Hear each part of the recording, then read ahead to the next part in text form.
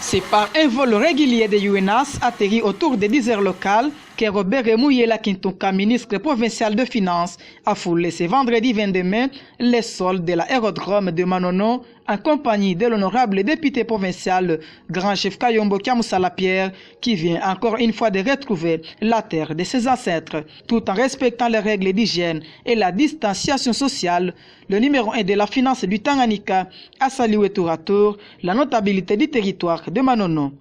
Aux côtés de Pierre Mukamba Kaseya, autorité territoriale, le patron de la finance provinciale a dévoilé à l'opinion le bien fondé de sa mission. D'après Robert Remouyela Kintunka, c'est pour compatir avec les sinistrés des inondations et les assister selon la volonté exprimée par le gouvernement central sur le lobbying du gouverneur de province Zoé Kabila. Sous la demande de son Excellence, Monsieur le gouverneur du Tanganyika, son Excellence Zoé Mwanzambala Kabila, qui nous a mandaté ici pour deux choses principalement. La première, c'est apporter notre message, le message du gouvernement de compassion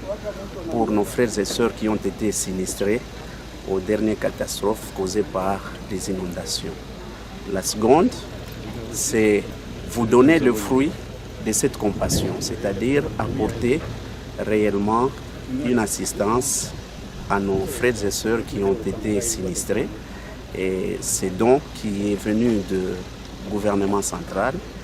appuyé par le gouvernement provincial. Voilà les deux grands motifs pour lesquels nous sommes ici, en compagnie de l'honorable Kilouba, grand chef Kilouba. Donc nous sommes venus pour ces deux choses, mais au-delà de cela, nous allons profiter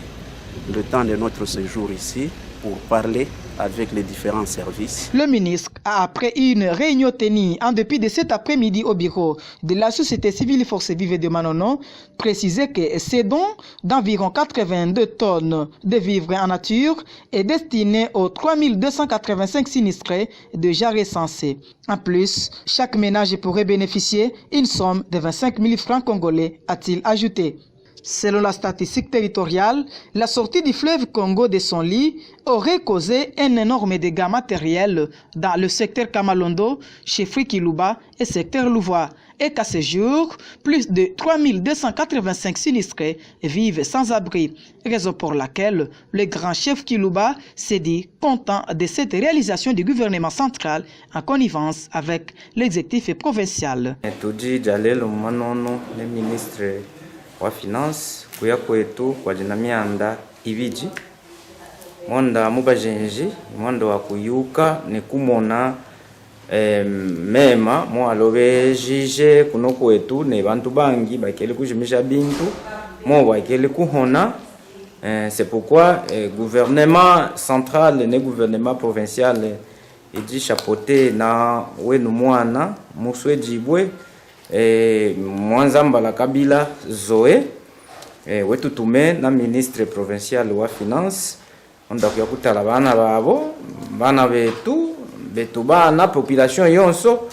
milobelwe mwanda kuikwasha nakacheche ko bajinako aye ne gouvernement mubihebwa musakala mabasha kukwasha bana betu bo babajike bajiho